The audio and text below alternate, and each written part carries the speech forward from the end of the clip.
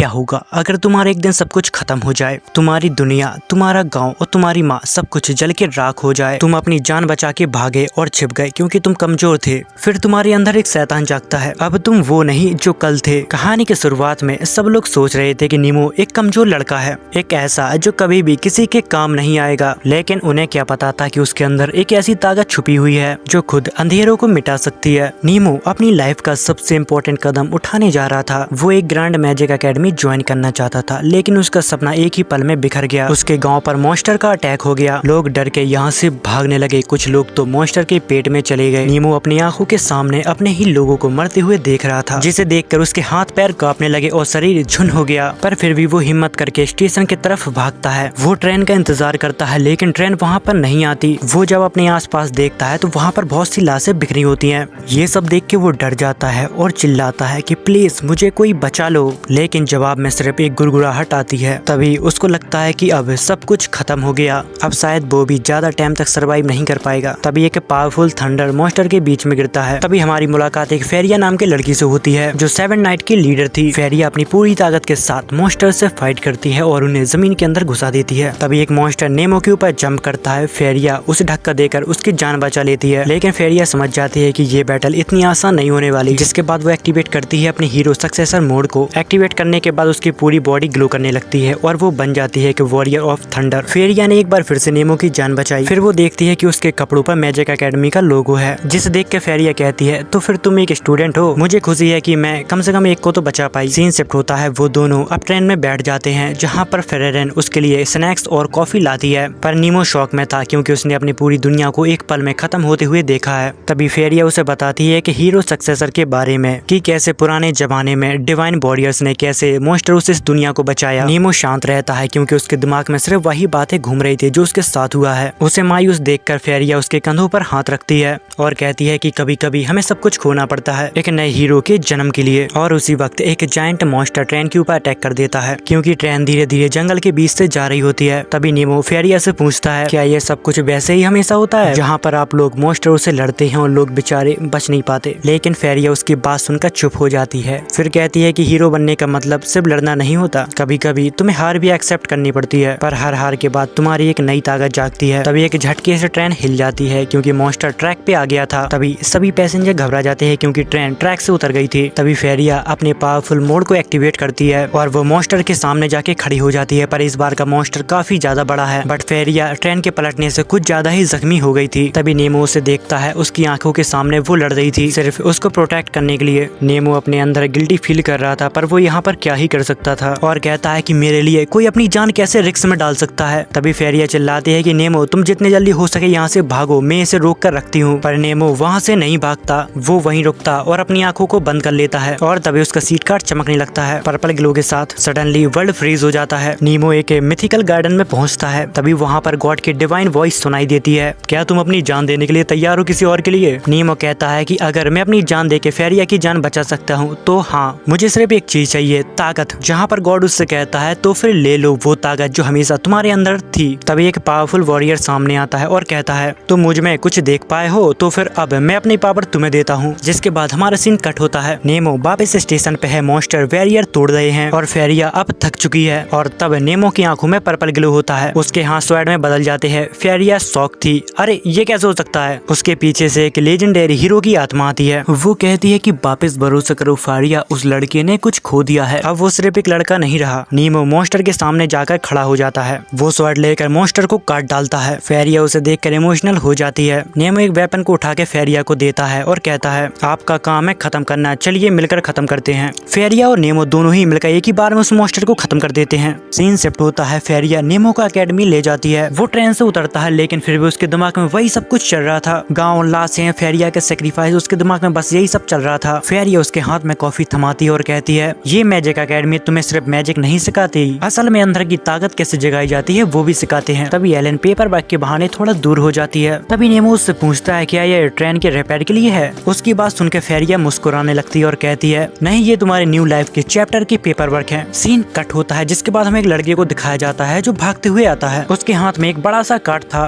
फेरिया उसे देखती है और कहती है कि क्या लेके आए हो जॉय। जो गर्व से कहता है कि मैंने एक ड्रैगन को मारा है, इसीलिए तो सब लोग मुझे स्ट्रॉन्गेस्ट आई जीरो कहते हैं। दरअसल जो ऐसा बंदा है जो हमेशा शो ऑफ करता है और अपने अकड़ में रहता है। जिसके बाद फेरिया नेमो को एक मीटिंग में ले जाती है जहाँ पर सभी इलाइट बैठे होते हैं। तभी फेरिया सभी को बताते हैं कि आज से ये न्यू मेंबर है सेवन नाइट का। उसकी बात सुनकर सभी मेंबर शॉक हो जाते हैं। उनमें से एक मेंबर कहता है कि अरे ये तो बच्चा है एक गाँव का, ये हमारे साथ सेवन नाइट के मेंबर में शामिल नहीं हो सकता। फेरिया उन्हें बताती है कि ये लड़का काफी ज्यादा ताकतवर है, इसने मेरे सामने एक बड़े से मॉन्स्टर से फाइट की जिसके अंदर खुद वॉरियर वाली ताकत है और उसको लेजेंडरी हीरो ने चुना है। ये सुनकर रूम में एक गहरी खामोशी छा जाती है। जिसके बाद नेमो को ऑफिशियल सेवन नाइट का मेंबर बना दिया जाता है। इंसेप्ट होता है। जिसके बाद फेरिया जॉय को कहकर नेमो को टूर दिलाती है एकेडमी का। तभी जॉय उसे एक बहुत ही पुराने स्टैचू के पास ले जाता है और कहता है कि हम सबको इसी लेजेंडरी वॉरियर से पावर मिलती है जिससे हम लोगों को बचा पाते हैं। वो दोनों टूर के साथ बातें कर ही रहे होते हैं, इतनी देर में एक लाइब्रेरियन वहाँ पर आती है जो काफी क्यूट थी। वो नेमो को अपने साथ लाइब्रेरी में ले जाती है और बताती है कि ये जगह उन लोगों की यादों से भरी है जिन्हें दुनिया भूल गई है। नॉर्मली स्टूडेंट को कार्ड तब मिलता है जब वो ट्रेनिंग को कंप्लीट कर लेते हैं, पर तुम्हें तो समय ने खुद चुना है। जिसके बाद नेमो को समझ नहीं आती और वो चुप हो जाता है। इतनी ही देर में यहाँ पर जो आता है। वो बोलता है चल भाई तुझे और भी कुछ दिखाना है वरना तुझे लगने लगेगा कि हीरो बन के सिर्फ लेक्चर सुनना है। जिसके बाद सीन कट होता है और हमें नेमो को दिखाया जाता है जो अब थक चुका था। वो जब रूम का दरवाजा खोलता है तो वहाँ पर फेरिया होती है जिसे देखकर फेरिया कहती है कि स्वागत है तुम्हारे इस महल में, यहाँ पर तुम, मैं और एलन बस तीनों ही साथ में रहेंगे। जिसे सुनकर नेमो को एक झटका लगता है और वो कहता है क्या मैं सच में इस वर्ल्ड का हिस्सा बन गया हूँ। अगले दिन नेमो अपनी पहली क्लास को अटेंड करता है जहाँ पर प्रोफेसर ब्लैक बोर्ड पे पढ़ा रहे थे सेवन नाइट ऑफ हिस्ट्री और सभी स्टूडेंट एकदम मन लगा के पढ़ रहे थे। प्रोफेसर सभी को बता रहे होते हैं कि काफी लंबे समय पहले सेवन नाइट ने एक ईविल गॉड को हरा कर इस दुनिया को बचाया था।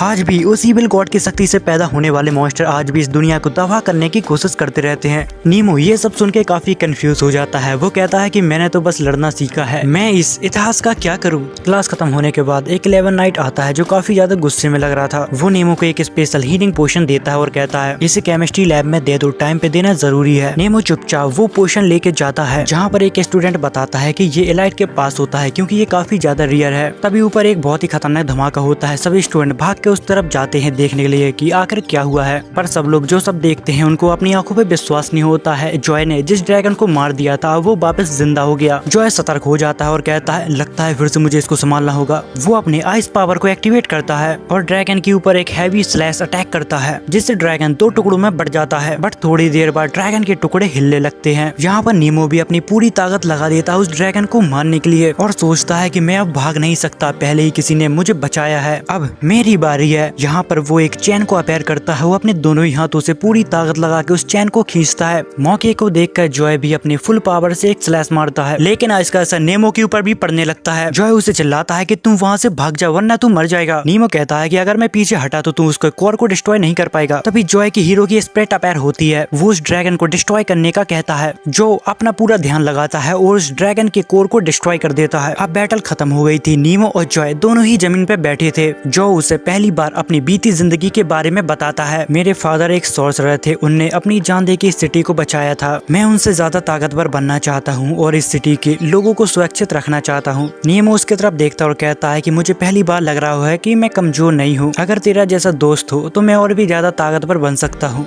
जिसके बाद सीन शिफ्ट होता है। हमें अगले दिन एकेडमी का सीन दिखाया जाता है जहाँ पर फेरिया सभी को एक स्पेशल मीटिंग के लिए बुलाती है जहाँ पर वो team strategy and weakness control के बारे में सभी को बता रही थी। स्टूडेंट को 4 के ग्रुप में डिवाइड कर दिया जाता है जहाँ पर नेमो, जॉय, सैफी और गिल्डन एक ही टीम में थे। तभी जॉय चिल्लाता और कहता है कि याह मेरी टीम बिल्कुल परफेक्ट है, बस गिल्डन थोड़ा कमजोर है, बाकी सब कुछ ठीक है। पर गिल्डन उसको कुछ भी नहीं कहता। लाइब्रेरियन नोटिस करती है कि उसका व्यवहार थोड़ा अजीब है, कल तक तो ठीक था। सभी को एक चैलेंज दिया जाता है, एक मॉन्स्टर को डिफीट करना है, पर इसमें तुम्हें अपनी फुल पावर को इस्तेमाल नहीं करना है। तुम्हें बस अपने स्ट्रेटेजी और टीम वर्क पे डिपेंड रहना है और उसी चीज की स्ट्रेटेजी बना के तुम्हें उस मॉन्स्टर को डिफीट करना है। नीमो और जो स्काउटिंग पे जाते हैं और सोफी मैजिक डिटेक्शन कर रही होती है और गिल्डन पेड़ के पीछे चुपचाप बस छुपा बैठा था। तभी एक दूसरी टीम के ऊपर वो बीस्ट अटैक करते हैं। नीमो तुरंत हेल्प के लिए भागता है, लेकिन जैसे ही वो पहुंचता है वो बीस्ट पहले ही मर चुका था और उसके बगल में पहले से ही खड़ा होता है गिल्डन। उसकी बॉडी से एक ब्लैक स्मोक निकल रहा था। उसे देख के जॉय शॉक शॉक हो जाता है। वो कहता है कि मैं तो तुम्हें वहाँ पर छोड़ के आया था, तू यहाँ पर क्या कर रहा है। तभी गिल्डन मुस्कुराने लगता है, लेकिन वो गिल्डन की मुस्कुराहट नहीं थी और वो कहता है तुम लोग क्या समझते थे कि मैं कमजोर हूँ, मैं तो बस सही समय का इंतजार कर रहा था। अचानक एक ब्लैक एनर्जी ब्लास्ट होती है जहाँ पर गिल्डन प्योर डेमोनिक फॉर्म में ट्रांसफॉर्म हो जाता है। तभी जो उसके ऊपर अटैक करता है और कहता है तू मेरा पहला टीममेट था, क्या तुझे दिखाई नहीं दिया कि मैं तुझे ही अपना फ्रेंड मानता हूँ। गिल्डन गुस्से में कहता है दोस्त, तुम लोगों ने हमेशा मुझे इग्नोर किया और मुझे सबसे कमजोर माना,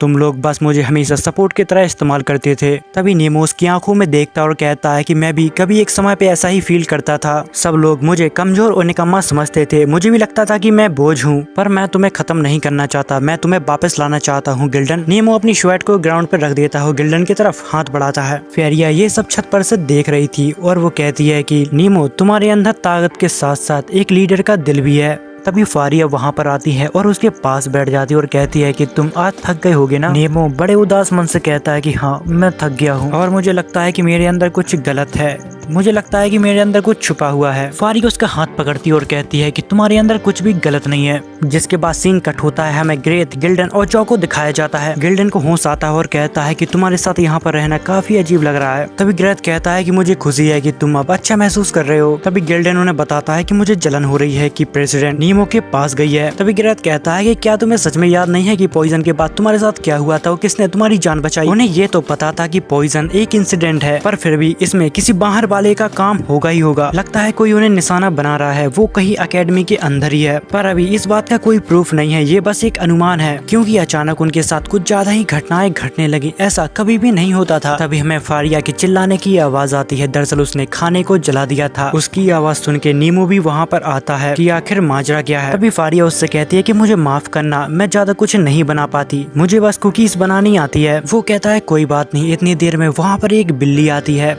तभी नेमो कहता है ये किसी का पेट है क्या। फारिया कहती है हाँ, वो नॉर्मली मेरे रूम में ही रहता है, लगता है इस बिल्ली को मेरी याद आ रही थी इसलिए वो मुझे देखने के लिए आई है। जब नेमो उस बिल्ली की तरफ हाथ बढ़ाता है तब वो बिल्ली उसके ऊपर काफी ज्यादा गुस्सा होने लगती है और वहाँ से भाग जाती है, जहाँ पर फेरिया कहती है कि मैंने आज से पहले इसको इतने गुस्से में नहीं देखा। जिसके बाद हमें अगले दिन का सीन दिखाया जाता है, जहाँ पर नेमो की मदद करते करते फेरिया काफी ज्यादा थक जाती है, जिससे उसका सिर घूमने लगता है और उसको एक जरूरी काम भी आ जाता है, जहाँ पर वो एलन से कहती है कि जब तक मैं वापस नहीं आ जाती तुम इसका अच्छे से ख्याल रखना और हाँ इसको कहीं भी नहीं जाने देना। जिसके बाद नेमो एलन से पूछता है कि वो इतनी सख्त है तो मेरी इतनी चिंता क्यों कर रही है। एलन उसे कॉफी देती है और कहती है कि वो बस उसका नेचर है, वो बस अपने हीरो की ताकत से सबको बचाना चाहती है। हम जब तक तुम्हारे विलेज तक पहुँचे जब तक सभी लोग मारे जा चुके थे, सिर्फ तुम ही बचे थे, इसलिए वो तुम्हारी इतनी ज्यादा फिक्र करती है, क्योंकि वो उस समय कुछ नहीं कर पाई, इसलिए वो तुम्हारे ऊपर इतने ज्यादा ध्यान देती है। नेमो को काफी ज्यादा गिल्टी फील होता है और वो कहता है कि मेरी इतनी चिंता करने की कोई जरूरत नहीं है, मैं तो बस एक बोझ हूँ। जिसके बाद हमें रात का सीन दिखाया जाता है, जहाँ पर नेमो अपने कमरे में लेट कर किताब को पढ़ रहा था। इतनी ही देर में वहाँ पर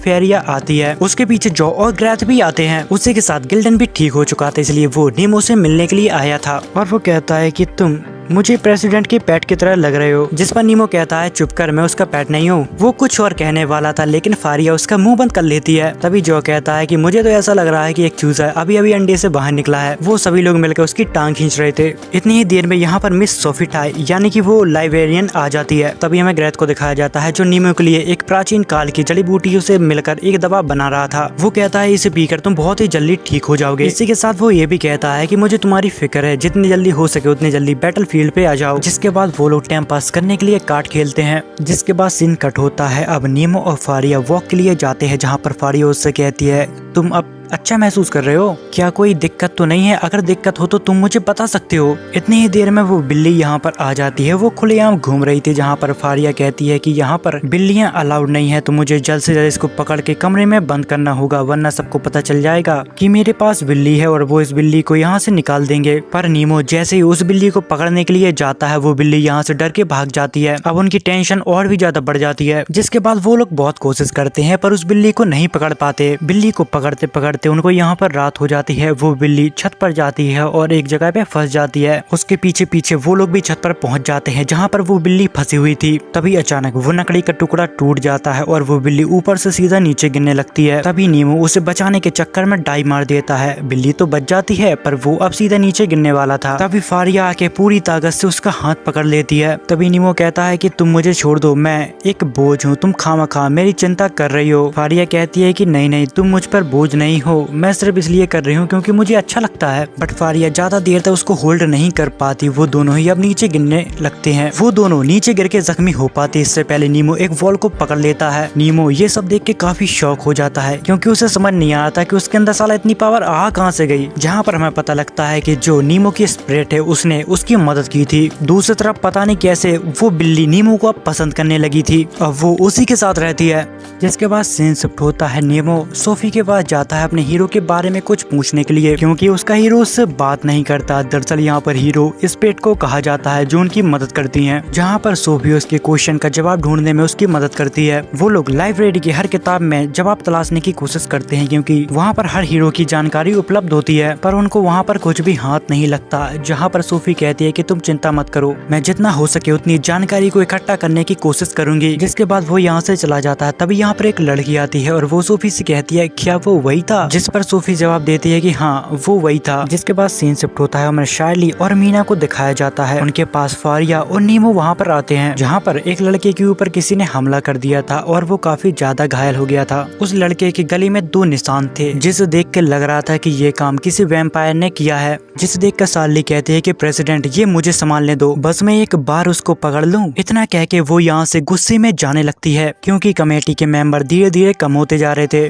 तभी नीमो उसकी मदद करने के लिए कहता है। यहाँ पर चेयरवुमैन उसको मना करने वाली थी लेकिन फारिया कहती है कि हाँ ये तो बहुत ही अच्छा आइडिया है क्योंकि चेयरवुमैन यानी कि सैफी नहीं चाहते थे कि नीमो किसी और खतरे में पड़े। जिसके बाद सीन शिफ्ट होता है, नीमो काफी सारी बुक को पढ़ने के लिए ले जा रहा था। तभी यहाँ पर मीना आती है। नीमो उसे देख कर कहता है कि अरे तुम तो वही लड़की हो ना जो मुझे आज सुबह मिली थी। मीना कहती है कि हाँ तुमने जो मेरी मदद की उसके लिए बहुत बहुत शुक्रिया, मेरे पास बहुत ज्यादा काम होता है, तुमने जिम्मेदारी लेके मेरी जिंदगी बचा ली, इसलिए तुम्हारा फिर से बहुत बहुत शुक्रिया। जिसके बाद वो और शार्ली दोनों ही रिसर्च कर रहे होते हैं उस अटैक के ऊपर। जिसके बाद नीमो वैम्पायर्स के बारे में और ज्यादा जानने के लिए लैब में आया होता है जहाँ पर वो लड़की उसे बताती है कि वैम्पायर कुछ अलग मॉन्स्टर नहीं होते, वो इंसानों की तरह ही रहते हैं, बस उनका खान पान थोड़ा अलग होता है और वो थोड़ी खतरनाक भी होते हैं। तभी वो लड़की उसको वैम्पायर वाली बुक दे देती है और कहती है कि तुम इसे ध्यान से पढ़ लेना, तुम्हें सारी जानकारी इसमें मिल जाएगी। उसी के साथ वो नीमो से कहती है कि वैसे ग्रेथ कभी मेरे बारे में बोलते हैं। तभी हमें पता लगता है कि ये लड़की ग्रेथ को पसंद करती है। जहाँ पर नीमो उससे कह देता है कि मुझे इतना कुछ याद नहीं। इतनी ही देर में यहाँ पर मीना आ जाती है। जिसके बाद वो दोनों यहाँ से चले जाते हैं। रास्ते में नीमो मीना से पूछता है कि तुम्हारे पास ये कौन सी मेडिसिन है। वो कहती है कि ये मेडिसिन हॉस्पिटल के मेंबर के लिए है। तभी चलते चलते यहाँ पर मीना रुक जाती है और नीमो से कहती है कि यहाँ पर अफवाह फैल रही है, सब कहते हैं कि चेयरवुमैन शार्ली शायद वैम्पायर है, लेकिन मुझे लगता है कि ये सच नहीं है क्योंकि वो सबसे ज्यादा अच्छी है और सबसे ज्यादा मेहनत करती है। ये कहते कहते मीना यहाँ पर रोने लगती है। नीमो उसे शांत करवाता और कहता है कि मैं जानता हूँ कि तुम्हें शार्ली पसंद है। उसी के साथ वो ये भी कहता है कि मैं जानता हूँ कि तुम उसकी हेल्प कर सकती हो। मीना उसकी बात सुन के काफी खुश हो जाती है और कहती है कि हाँ मैं उसकी मदद करूंगी। तभी मीना उससे एक फेवर मांगती है और कहती है कि तुम मेरे साथ इन्वेस्टिगेट करने के लिए चलोगे। एक जगह है जहाँ पर मैं जांच पड़ताल करना चाहती हूँ पर मैं वहाँ पर अकेली नहीं जा सकती। नीमो उसकी बात मान जाता है। जिसके बाद वो लोग जंगल में इन्वेस्टिगेट करने के लिए चले जाते हैं। तभी उनको एक आवाज आती है, वो लोग चुपचाप उसके पीछे जाते हैं। दरअसल वो शार्ली होती है, वो किसी का ब्लड पी रही थी। नीमो यहाँ पर उसे रोकने की कोशिश करना चाहता था लेकिन उसकी स्पिरिट उसे रोक देती है। दरअसल यहाँ पर दूसरी लड़की एलन होती है। तभी हमें पता लगता है कि शार्ली एक अच्छी वैम्पायर है। एलन बस उसकी मदद करती है ताकि टाउन में खबर ना फैल जाए कि शार्ली एक वैम्पायर है और वो लोग उसे अपने से दूर कर देंगे। तभी मीना गलती से पेड़ की डाली पर पैर रख देती है जिससे यहाँ पर आवाज हो जाती है। शार्ली तुरंत सतर्क हो जाती है और उनको बहुत ही जल्दी ढूंढ निकालती है। वो जब उन दोनों को देखती है उनको कुछ भी नहीं कहती और यहाँ से भाग जाती है। नीमो भी उसके पीछे भागता है और उसे रोकने की कोशिश करता है। कुछ दूर जाके शार्ली को नीमो पकड़ ही लेता है और कहता है कि तुम वैम्पायर हो, तो फिर जिसने कमेटी के मेंबर के ऊपर अटैक किया वो तुम ही हो। जिस पर वो जवाब देती है कि हाँ मुझे नहीं पता था कि चीजें ऐसे बिगड़ जाएंगी, तो मैं कभी भी तुम लोगों के साथ रुकने का यहाँ पर फैसला नहीं करती। जिसके बाद वो भी अपनी पावर को एक्टिवेट करती है और कहती है कि मेरे रास्ते से हट जाओ वरना तुम मारे जाओगे। वो नीमो के ऊपर अटैक करने लगती है। नीमो भी उसके अटैक से बचता है और उससे कहता है कि मुझे तुम्हारे साथ फाइट नहीं करनी है। जिस पर शार्ली कहती है कि इसके लिए तुम काफी लेट हो गए हो, हमें भी ह्यूमंस और डीमंस की तरह डर लगता है, पर मेरी फैमिली की किसी से भी दुश्मनी नहीं थी, लेकिन फिर एक दिन इंसानों ने उन्हें खत्म कर दिया। मैं अब तक जहाँ भी गई मेरे साथ ऐसा ही हुआ। जब लोगों को पता चला कि मैं वैम्पायर हूँ उनने मुझसे डरना चालू कर दिया। उसी के साथ उन्होंने मुझे मारने की भी कोशिश की। काफी समय बाद मुझे इस स्कूल में शांति मिली थी, लेकिन यहाँ पर भी कांड हो गया। जिसकी बात सुनकर नीमो कहता है क्या तुम भागने वाली हो। ये बात सुन के वो गुस्सा हो जाती है और नीमो के ऊपर अटैक कर देती है और कहती है बिल्कुल भी नहीं। नीमो उसे समझाने की कोशिश करता होता है और उसे बताता है कि सब लोग वैम्पायर से नफरत नहीं करते। अगर मैंने जो देखा वो मैंने किसी को भी नहीं बताया तो तुम्हारे जाने का सवाल ही नहीं बनता। जिस पर सैडली कहती है कि तुम मेरे लिए ये सब क्यों कर रहे हो, जिस पर वो मुस्कुराते हुए जवाब देता है कि मैं बस अपनी टीम को बचा रहा हूँ, मैं नहीं चाहता कि कोई मेंबर टीम छोड़कर जाए। जिसके बाद वो लोग मीना को ढूंढने के लिए आते हैं, जहाँ पर क्योंकि मीना ने भी सब कुछ देखा था, अब उनको डर था कि मीना किसी को कुछ बता ना दे। नीमो उसे बताता है कि मैं जानता हूँ कि वो किसी को भी कुछ भी नहीं बताएगी, वो मुझसे कह रही थी कि मुझे तुम्हारी मदद करनी है, मुझे यकीन है कि वो समझेगी और किसी को भी नहीं बताएगी। तभी आसमान में कुछ मॉन्स्टर दिखाई देते हैं, जहाँ पर वो एलन को अपने साथ ले जा रहे थे। जिसके बाद वो दोनों उनका पीछे करते करते एक कारतल में पहुँचते हैं। वो जो देखते हैं उन्हें अपनी आंखों पर विश्वास नहीं होता, क्योंकि एलन को किडनैप करने वाली कोई और नहीं मीना ही थी, और वो एक वैम्पायर भी है। अभी तक स्कूल में जो सब भी हुआ वो सब मीना ने ही किया था, क्योंकि वो इसके पीछे चेयरवुमन यानी कि शार्ली को फंसाना चाहती थी। जिसके बाद चुटकी बजाते सारे मॉन्स्टर उनके ऊपर अटैक करने लगते हैं। शार्ली यहाँ पर कुछ ही देर में उन सभी मॉन्स्टर को खत्म कर देती है। शार्ली मीना से पूछती है कि ये सब करके आखिर तुम करना क्या चाहती हो। मीना कहती है कि मैं इस दुनिया को खत्म करके एक नई दुनिया बनाना चाहती हूँ। मीना का प्लान था कि अगर उसने 7 नाइट को निपटा दिया फिर उसके सामने कोई भी देश नहीं टिक पाएगा। जिसके बाद वो एक नई दुनिया बनाना चाहती है जहाँ पर वैम्पायर सेफली रह सके, बट शार्ली उसके ऑफर को ठुकरा देती है। जहाँ पर मीना को अब बहुत ज्यादा गुस्सा आ गया था, वो सीधे जाके शार्ली के ऊपर अटैक कर देती है और नीमो को उठाकर फेंक देती है और उन्हें उनकी औकात याद दिलाने लगती है और कहती है कि हमारे साथ मिल जाओ, फायदे में रहोगे। जिसके बाद वो शार्ली को मारने जाने लगती है। नीमो उसे रोकने की कोशिश करता है, पर नीमो उसके सामने बहुत कमजोर था, वो खून से लथपथ हो गया था, लेकिन फिर भी वो हार नहीं मानता। जिसके बाद उसके और नीमो के बीच एक जबरदस्त फाइट होती है। नीमो उसका एक हाथ काट डालता है, बट मीना को तो इससे कोई फर्क ही नहीं पड़ता। थोड़ी देर नीमो पिटता है, इतनी ही देर में शार्ली को भी होश आ जाता है। शार्ली अपनी इमॉर्टल पावर का इस्तेमाल करती हुई मीना को यहाँ पर रोकने की कोशिश करती है। जिसके बाद यहाँ पर आग लग जाती है। उसे लगता था कि इससे मीना जल जाएगी, पर मीना को तो ज्यादा कुछ फर्क नहीं पड़ता। ये सब होते हुए नीमो भी देख रहा था। तभी उसकी स्पिरिट आती है और कहती है कि अपनी दिल और पावर की सुनो। तभी नीमो शार्ली से कहता है कि तुम कुछ देर तक उसको अपनी फ्लेम में उलझाए रखो। यहाँ पर शार्ली को लगता है कि उसके पास शायद कोई प्लान होगा। मीना को जब ये सब पता चलता है तो वो नीमो के ऊपर अटैक करने लगती है। मौके को देखकर शार्ली अपने इमॉर्टल फ्लेम में उसको जलाने लगती है। मौके को देखकर नीमो भी अपने हाथ में एक बहुत ही खतरनाक अटैक की तैयारी करने लगता है, और जैसे ही शार्ली वहाँ से हटती है वो उसके ऊपर अटैक छोड़ देता है। जिसके बाद मीना एक ही झटके में खत्म हो जाती है, लेकिन उसके जाने का सभी को बहुत दुख था, क्योंकि बहुत लंबे समय से वो उनके साथ रह रही थी। इसके बाद हमें ग्रेथ को दिखाया जाता है, जो पुरानी लाइब्रेरी के बारे में रिसर्च कर रहा था, जहाँ पर लोगों की मान्यताएं थी कि वहाँ पर भूत रहते हैं। जिसके बाद ग्रेथ सोफी के पास जाता है इस चीज के बारे में पूछने के लिए, लेकिन सोफी कहती है कि ज्यादातर पुराने रिकॉर्ड में आग लग गई थी, तो मैं इस चीज के बारे में ज्यादा नहीं जानती, क्योंकि जो पुरानी लाइब्रेरी थी वो पूरी जल के राख हो गई थी। जिसके बाद ग्रेथ यहाँ से जाता है, तभी उसको बाहर वो लैब वाली लड़की मिल जाती है। वो कहती है कि अगर तुम्हें रिकॉर्ड की जरूरत है तो मैं वो लाकर दे दूंगी, पर ग्रेथ उससे कुछ भी नहीं कहता और यहाँ से जाने लगता है। जिसके बाद वो लड़की कहती है कि अगर कुछ और है जो मैं कर सकती हूँ तो मैं करूंगी, जहाँ पर ग्रेथ कहता है कि नहीं, अभी के लिए इतना काफी है।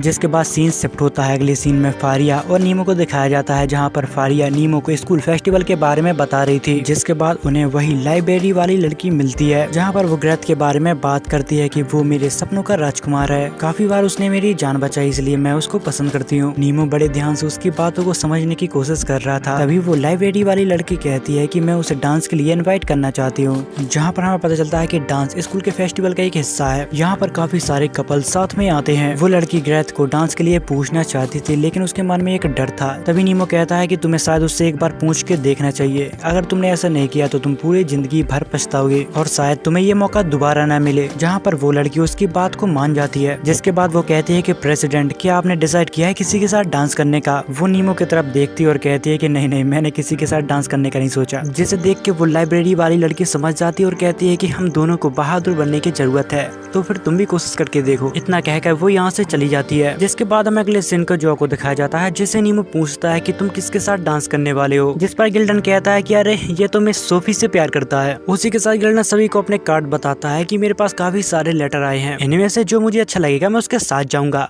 तभी वो नीमो से कहता है कि तुम्हारे और प्रेसिडेंट के पीछे चीजें कैसी चल रही हैं। गिल्डन उसे बताता है कि मैं इसलिए पूछ रहा हूँ क्योंकि उसने काफी सारा टाइम तुम्हारे देखभाल में बिताया है, मुझे लगता है कि तुम सही रास्ते पे जा रहे हो। इतनी ही देर में यहाँ पर शार्ली आ जाती है और वो नीमो से पूछती है कि तुम फेस्टिवल में किसके साथ डांस करने वाले हो, जिस पर नीमो कहता है कि नहीं, मुझे नहीं पता। तभी शार्ली उससे कहती है क्या तुम मेरे साथ डांस करोगे? ये सुनते ही वो दोनों शॉक हो जाते हैं और वो लोग पूछते हैं नीमो, क्या तुम्हारे और शार्ली के बीच कुछ हुआ है क्या? वो तो बहुत सख्त लेडी है, आज पता नहीं उसको क्या हो गया, जिस पर वो भी कह देता है कि अरे ये तो एक सीक्रेट है। जिसके बाद हमें फारिया को दिखाया जाता है जो काउंसिल इवेंट को डिसाइड करने वाली थी। यहाँ पर सभी कोई अपनी अपनी राय देने लगता है कि हमें एक बार बनाना चाहिए फेस्टिवल के दिन, और जो कहता है कि हमें एक टूर्नामेंट रखना चाहिए ताकि हम फाइट करें। ये सब सुन के ग्रेथ यहाँ से उठकर जाने लगता है और कहता है क्या पागलपन है। ग्रेथ जब बाहर जाता है तभी उसको लैब वाली लड़की मिलती है, वो उसकी हेल्प करना चाहती थी इन्वेस्टिगेट में।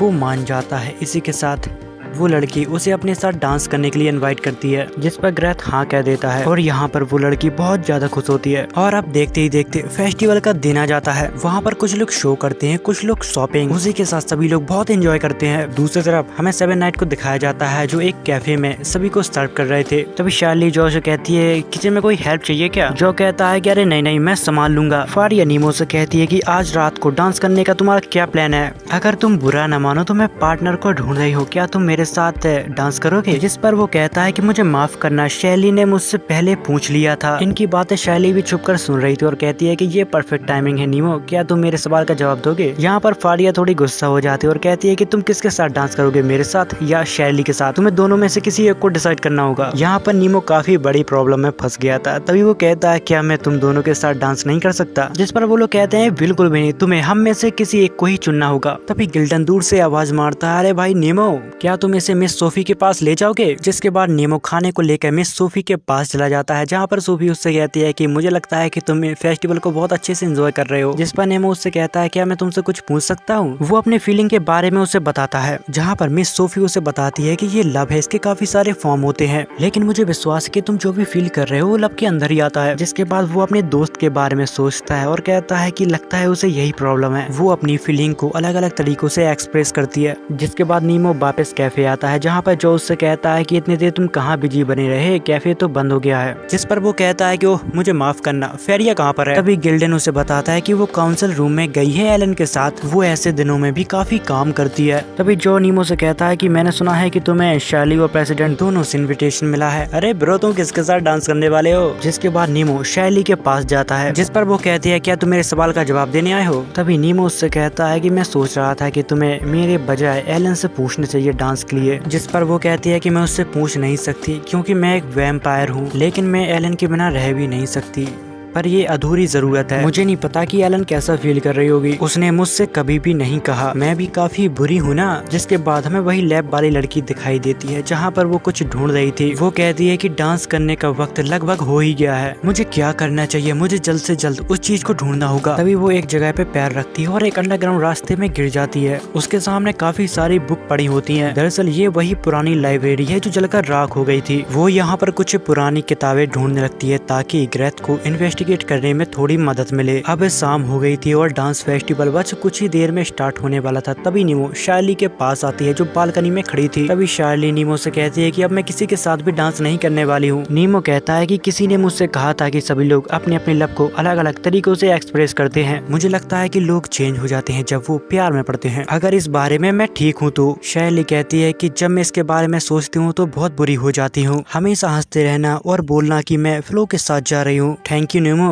तुमने मुझे अपना मन बनाने के लिए मदद की। और कहती है कि अब तुम भी प्रेसिडेंट के साथ डांस करने वाले हो। वो एक ऐसी पर्सन है जो बहुत अच्छी है, अच्छा होगा कि तुम उसे ना रुलाओ। इतना कह के वो यहाँ से चली जाती है। तभी नीमो के पीछे उसकी स्प्लिट अफेयर होती है। दूसरी तरफ हमें फारिया और एलन को दिखाया जाता है, जहाँ पर शैली एलन से पूछती है क्या तुम्हारे पास थोड़ा वक्त है। और फिर सीन कट होता है जहाँ पर हमें फारिया और नीमो को डांस करते हुए दिखाया जाता है। नीमो यहाँ पर काफी ज्यादा घबराया हुआ था। फारिया उससे कहती है कि नहीं कोई दिक्कत नहीं है, तुम अच्छा कर रहे हो। और उनके बगल में एलन और शैली डांस कर रहे थे और दूसरी तरफ जॉ और गिल्डन बस एंजॉय कर रहे थे, उनको डांस से बिल्कुल भी फर्क नहीं पड़ता। सीन शिफ्ट होता है और हमें लैब वाली लड़की को दिखाया जाता है जो एक अलग ही रूम में आ गई थी। वहाँ पर कुछ ग्लो कर रहा था। वहाँ पर एक एशियंट बुक रखी होती है जो पर्पल और एक साथ फ्लो हो रही थी। जिसके बाद सीन कट होता है। जिसके बाद वो लड़की ग्रेथ के पास जाती है, जहाँ पर ग्रेथ कहता है कि तुम कहाँ गायब थी। तभी वो कहती है कि मुझे माफ करना सेनपाई, मैं आपके लिए कुछ भी नहीं ढूंढ पाई। तभी ग्रेथ कहता है चलो कोई बात नहीं। जिसके बाद वो दोनों ही डांस करते हैं। यहाँ पर वो लड़की उसके साथ बहुत ज्यादा खुश होती है। तब ग्रेथ उसे देखता है वो शॉक हो जाता है। वो बस उसे लाइब्रेरी के बारे में बताने ही वाली थी, इतनी ही देर में वो क्रिस्टल बन के टूट जाती है। ग्रेथ को ये सब देख के एक झटका लग जाता है और वो यहाँ पर चीखने लगता है। जिसके बाद हमें फ्यूनरल का सीन दिखाया जाता है जहाँ पर सभी लोग उसकी मौत से बहुत ज्यादा दुखी थे। यहाँ पर सभी लोग बात कर रहे थे कि उसे ओल्ड लाइब्रेरी का कर्ज लगा था। यहाँ पर सभी लोग होते हैं लेकिन ग्रेथ यहाँ पर कहीं नजर नहीं आ रहा था। सोफी यहाँ पर बाकी के रिचुअल कर रही थी ताकि उसकी आत्मा को शांति मिले। तभी हमें दूर खड़ा हुआ एक पेड़ के पास ग्रेथ को दिखाया जाता है जो काफी परेशान लग रहा था। नीमो जब ग्रेथ के पास जाता है वो कहता है कि वो लड़की मुझसे प्यार करती थी लेकिन मैंने उसे हमेशा नजरअंदाज किया और वो मेरी वजह से मरी है क्योंकि मैंने वहाँ पर उसे जाने के लिए कहा था। वो अपने आप को गुनहगार समझ रहा था। उसको लग रहा था कि बस उसने उस लड़की को यूज किया है। अब बस ग्रेथ उसे मारना चाहता है जिसकी वजह से वो लड़की मरी है। इतना कह के वो उसको ढूंढने के लिए निकल जाता है। सीन कट होता है, हमें यहाँ के लीडर को दिखाया जाता है जहाँ पर वो फेरिया और एलन से कुछ कह रहा था। वो एक खतरनाक वॉल्केनो, वहाँ पर एक अंडरग्राउंड फैसिलिटी अभी डिस्कवर हुई है। वहाँ पर कुछ अजीब एक्टिविटी हो रही है। यहाँ एक संकेत है, वॉल्केनो में मैजिक पावर को डाला जा रहा है। हमारे पास ज्यादा टाइम नहीं है, अगर हमने इसको रोका नहीं तो बहुत ही ज्यादा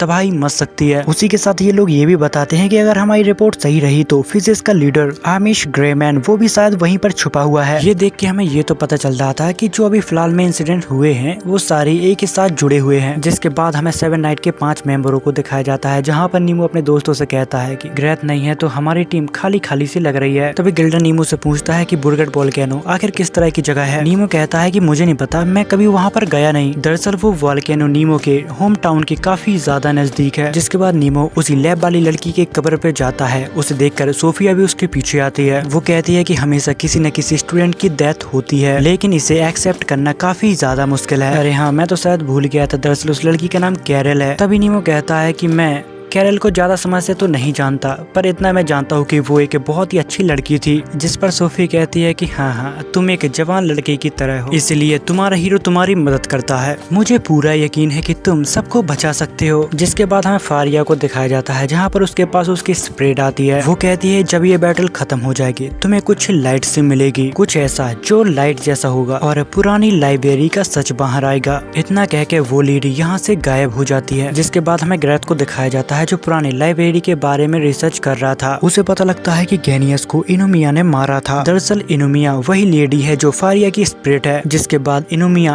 के ऊपर कर्ज लग गया था और वो भी मारी गई थी। जिसके बाद हमें अगले दिन का सीन दिखाया जाता है जहाँ पर नीमो जागता है, उसे किसी का गाना सुनाई दे रहा था। तभी हमें बालकनी में फारिया गाना गाते हुए दिखाई देती है। तभी नीमो उसके पास आता है जहाँ पर फारिया कहती है मुझे माफ करना, मैंने शायद तुम्हें जगा दिया। वो कहता है कि नहीं, ऐसी कोई भी बात नहीं है, तुम बहुत ही अच्छा गाती हो। वो कहते हैं कि मुझे बताया गया था कि ये गाना लेडी इनुमिया अक्सर गाया करती थी। जिसके बाद वो अपने पास्ट के बारे में बताती है। वो कहती है कि मेरी फैमिली मेंबर कहते थे कि मेरा जन्म सिर्फ लोगों को बचाने के लिए हुआ है, पर सच में मैं सिर्फ यही करना चाहती थी या फिर मैं वो काम कर रही हूँ जो मेरे पापा चाहते थे। जिसके बाद सीन कट होता है और हमें उसी वॉल्केनो के पास का सीन दिखाया जाता है जहाँ पर 7 नाइट की टीम बस पहुँचने ही वाली थी। फारिया ने एक मीटिंग में सभी को बता दिया था कि ये ऑपरेशन अभी तक का सबसे बड़ा ऑपरेशन होने वाला है। इस खतरनाक लड़ाई के लिए सभी लोग तैयार थे लेकिन फिर भी नीमो को ग्रेथ की कमी खल रही थी। जहाँ पर अब वो लोग बरगट वॉल्केनो के ऊपर आ गए थे। वो लोग फ्लेयर से सिग्नल देते हैं और पूरी आर्मी बस रेडी हो जाती है। यहाँ पर सभी नाइट अपनी अपनी टीम को सिग्नल देके यहाँ पर अटैक के लिए रेडी होते हैं। नीमो, फारिया, एलन और शैली ऊपर से सब कुछ देख रहे थे। जिसके बाद वो भी नीचे जंप लगा देते हैं और वो लोग पहुँचते हैं एक अंडरग्राउंड महल पे जहाँ पर डीमन भरे पड़े थे। वो लोग नीचे आते ही यहाँ पर तबाही मचाने लगते हैं। वो लोग धीरे धीरे सभी मॉन्स्टरों को मारते जा रहे थे और अंडरग्राउंड महल में नीचे चले जा रहे थे। ये सब होते हुए वही आदमी देख रहा था जिसके बारे में चेयरमैन ने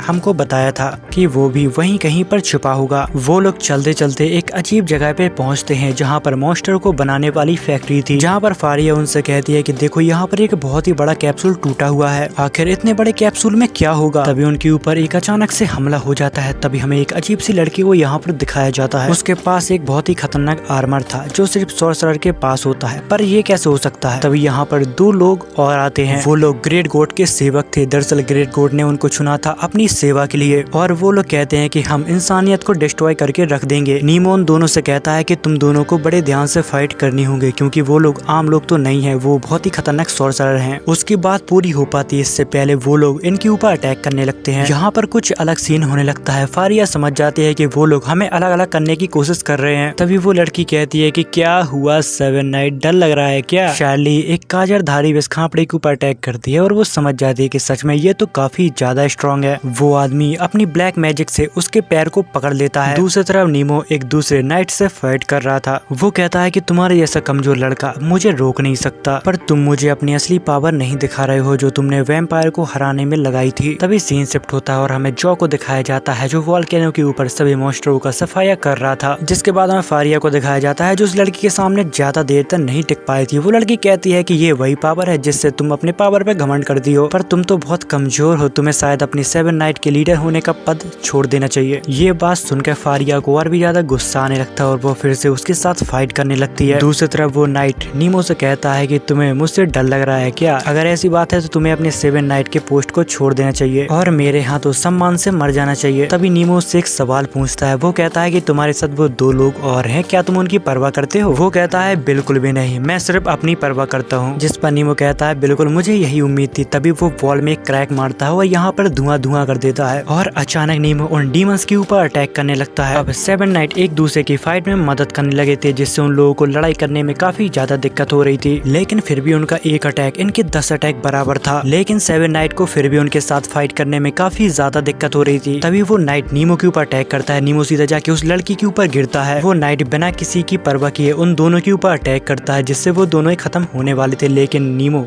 अपनी स्वेट से उसके अटैक को रोक लेता है। तभी वो लड़की कहती है कि अरे तुमने मुझे बचा लिया, जहाँ पर नीमो अब डायलॉग मारते हुए कहता है कि मैं किसी को भी मरते हुए नहीं देख सकता क्योंकि मुझे बस इस दुनिया को बचाना है। जिसके बाद हमें वही छुपा हुआ आदमी दिखाया जाता है जिसका नाम क्या था मैं भूल गया। वो उन दोनों की फाइट देख रहा था। वो कहता है कि वो टाइम आ गया जैसे कि भविष्यवाणी हुई थी, ग्रेट गॉड नेस्टरा सो रही है। ये आदमी कौन है ये तो हमें अभी ढंग से नहीं पता, पर इसका बहुत बड़ा प्लान है। दूसरी तरफ हमें गिल्डन को दिखाया जाता है जहाँ पर वो सेंस कर पा रहा था कि किसी चीज की अचानक पावर बढ़ रही है। दूसरी तरफ हमें शार्ली को दिखाया जाता है जिसका लड़ते लड़ते काफी बुरा हाल हो गया था। तभी वहाँ से वही नाइट निकलता है हंसते हंसते और कहता है कि यही मेरी डिस्ट्रैक्शन की पावर माय डियर। दूसरी तरफ नीमो अपनी पूरी जी जान लगा के उस नाइट को रोकने की कोशिश कर रहा था। जिसके बाद सीन शिफ्ट होता है। हमें ग्रेथ को दिखाया जाता है जो इन्वेस्टिगेट करने के लिए उसी पुरानी लाइब्रेरी में आया था। वो यहाँ पर चलते चलते एक ऐसे रूम में पहुँचता है जहाँ पर एक लेडी के हाथ में एक पर्पल स्टोन था। इतनी ही देर में यहाँ पर बहुत सारे मॉन्स्टर अपीयर होने लगते हैं जिसे देखकर वो भी अपनी स्वेट को बाहर निकाल लेता है। आसपास के हालातों को देखकर तो लग रहा था कि यहाँ पर भी एक सीक्रेट बेस है। दरअसल ग्रेथ काफी गुस्से से भरा हुआ था। वो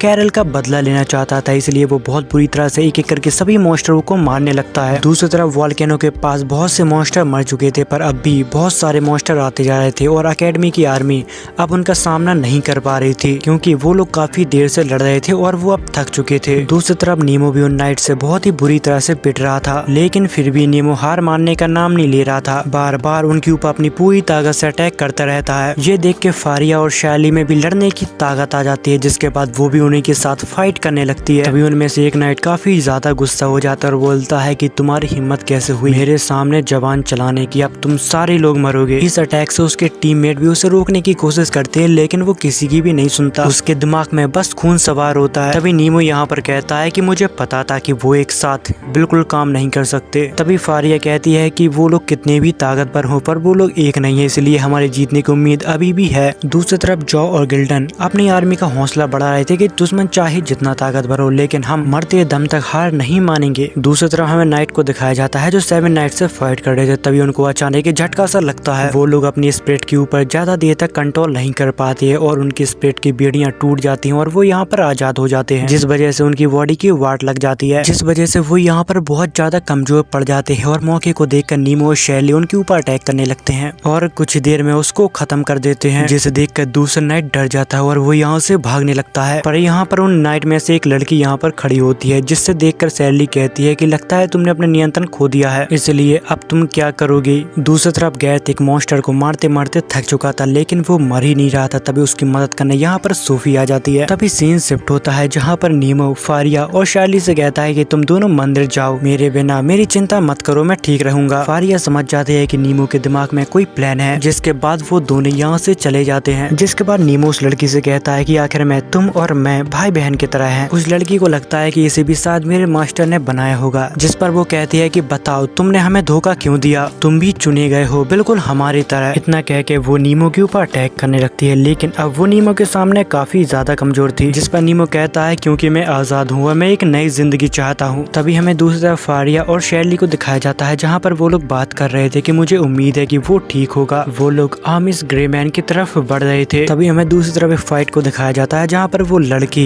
नीमो के साथ फाइट कर रही थी। हमें लगता था कि वो लड़की कमजोर हो गई है, लेकिन वो तो अभी भी बहुत ज्यादा ताकतवर है। लगता है उसके स्पीड उसकी बॉडी से अच्छी तरह से आजाद नहीं हो पाई है। नीमो उसे समझाने की कोशिश करता है, लेकिन उसकी धीरे धीरे फाइट और भी ज्यादा इंटेंस होती जाती है। तभी नीमो उस लड़की में किक मारता है, जिससे अचानक उसको कुछ हो जाता है और वो यहाँ पर हिल नहीं पाती। उसकी मौत उसकी आंखों के सामने थी और तभी उसकी आंखें बंद हो जाती हैं। तभी उसकी सोल उसे आवाज देती है कि तुम ऐसे मर नहीं सकती। उसके अंदर एक महारानी की सोल थी जो काफी ज्यादा ताकतवर थी। तभी नीमो के सामने एक अचानक लाइट गिरती है, जिससे वो दूर फेंक जाता है। जिस पर नीमो उससे कहता है कि तुमने अपने हीरो की आवाज सुनी है ना, जब तुम उन्हें सुनने की कोशिश करोगे तब वो तुम्हारे सवालों का जवाब भी देंगे। तभी वो अपने क्रिएटर के बारे में सोच लगती है कि आखिर उसने मुझे क्यों बनाया। तभी नीमो उसके तरफ दोस्ती का हाथ बढ़ाता है, जिसे देखकर वो लड़की कहती है कि तुम एक बहुत अच्छे इंसान हो। जिस पर नीमो कहता है बिल्कुल भी नहीं, मैं एक बहुत ही बड़ा झूठा हूँ। जिसके बाद हमें वही नाइट को दिखाया जाता है जो डरते हुए भाग गया था। वो जिमेरा के पास पहुँचता, उससे कहता है कि हम अपने बॉडी के ऊपर कंट्रोल नहीं कर पा रहे हैं, जिसके वजह से मैं मरने वाला हूँ। जिस पर जिमेरा अपनी आंखों को खोलता और कहता है कि इससे अच्छा तुम मर क्यों नहीं गए, लेकिन मुझे लगता है कि तुम तीनों में से कोई भी नहीं जो तबाही का बेटा बनने के लायक हो। मुझे लगता है कि असली तबाही का बेटा जल्दी यहाँ पर आएगा। जिसके बाद आमिस जिमेरा अपने ही हाथों अपने ही सोल्जर को मार डालता है। इतनी ही देर में फारिया और शैली आर्मिस के सीक्रेट बेस पे आ जाते हैं। वो लोग उसके प्लान को चौपट करने यहाँ पर आए थे। दूसरी तरफ हमें ग्रेथ को दिखाया जाता है, जिसके हाथ में अभी एक बहुत ही बड़ा सीक्रेट लगा था। वो कहता है कि हम एक बहुत बड़ी जानलेवा गलतफहमी में थे, इसका मतलब इन सब के पीछे नीमो है। जिसके बाद सीन शिफ्ट होता है, हमें आमिर को दिखाया जाता है जो हंसते हंसते कहता है कि अब मैं तुम्हें एक धार्मिक सजा देने वाला हूँ, महान नस्तरा के नाम पे। इतना कह के वो उन दोनों के ऊपर जानलेवा अटैक करने लगता है। वो भी उनके अटैक को डॉज करते हैं और बदले में उसके ऊपर अटैक करते हैं, लेकिन उसे इतने खतरनाक अटैक से एक खरोच भी नहीं आती। जिसके बाद शाली फिर से उसके ऊपर अटैक करती है, लेकिन उसकी बॉडी के आर पार स्वेट हो जाती है, लेकिन फिर भी उसको ज्यादा कुछ फर्क नहीं पड़ता, जिसे देखकर उनके पसीने छूटने लगते हैं। जिसके बाद वो शार्ली को पत्ते के तरह उड़ा देता है।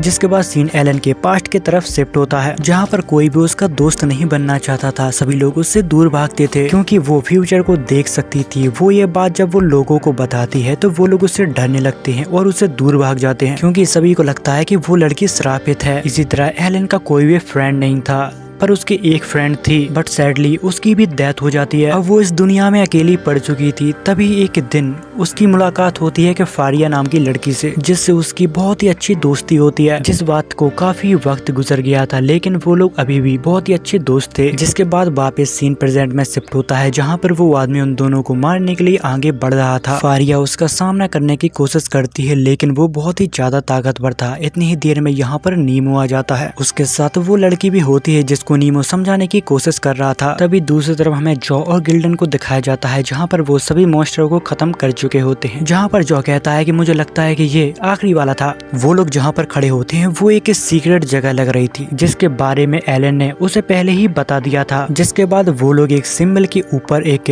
टाइम क्यूब रखते हैं। जिसके बाद हमें आमिस को दिखाया जाता है, जहाँ पर वो नीमो से कहता है आखिरकार तुम मेरे पास आ ही गए तबाही के बेटे। ये सुन के फारिया और शैली दोनों ही शौक रह जाते हैं कि वो नीमो से आखिर क्या कह रहा है। जिस पर आमिश कहता है कि तुमने जो सुना वो बिल्कुल ठीक है, मैं नकली उत्तराधिकारी हूँ, मैं इसलिए बना ताकि ये एक दिन यहाँ पर आ पाए। जिस पर वो नाइट लड़की कहती है कि अरे ये तुम क्या कर रहे हो लॉर्ड आमिश, अगर ऐसा है तो तुमने हम तीनों को बस इस्तेमाल किया है। तभी नीमो उस आदमी से कहता है कि अबे ओह चुप हो जा, वो लड़की अब तेरी कठपुतली नहीं है। दरअसल उस लड़की का नाम रैदा है। वो यहाँ पर रोने लगती है। वो कहती है कि तुमने सिर्फ हमको कठपुतली की तरह इस्तेमाल किया है, हम तो तुम्हें भगवान मानते थे। रैदा के साइड में उसका टीममेट भी मारा डाला होता है, जिसको आमिश ने अपने ही हाथों मार डाला था। रेगा को इस बात से बहुत ज्यादा गुस्सा आता है। वो सीधा आर्मिस के ऊपर अटैक कर देती है। वो अपनी पूरी पावर के साथ उसके बॉडी के आर पार अपनी स्वेट को कर देती है, लेकिन फिर भी उसको कुछ भी फर्क नहीं पड़ता। वो रेगा को उठा के यहाँ से दूर फेंक देता है, जिससे रेगा को काफी ज्यादा चोटें आ जाती हैं। तभी फारिया चिल्लाते हुए कहती है कि आखिर तुम नीमो के साथ क्या करना चाहते हो। वो कहता है कि मैं तबाही के बेटे को बलि देकर तबाही को देवताओं को खुश करना चाहता हूँ। इसके बाद मैं रिंग की मदद से पूरी दुनिया को खत्म कर दूंगा। जिस पर शार्ली कहती है कि तुम एक मतलब इंसान है, तुम सभी लोगों को डरा के यहाँ का भगवान बनना चाहता है। जहाँ पर वो कहता है कि निश्चित रूप से मेरे अच्छे काम तुम लोगों को दिखाई नहीं दे रहे, और हाँ वो लोग तुम हो जिसके अंदर शराब बसा है इस दुनिया को तबाह करने का। दूसरी तरफ हमें ग्रेथ और सोफी को दिखाया जाता है, जहाँ पर सोफी ग्रेथ से कहती है कि पुरानी लाइब्रेरी के ऊपर शराब है। वो एक सच्ची बात है। दरअसल सोफी के ऊपर भी वो शराब एक्टिवेट हो गया था और वो कहती है कि मैं इसको ज्यादा देर तक नहीं रोक पाऊंगी। जिस पर ग्रेथ कहता है कि तुमने ये मुझे पहले क्यों नहीं बताया। जिस पर सोफी कहती है कि मैं तुम्हें ये नहीं बता सकती क्योंकि इसके बारे में जानना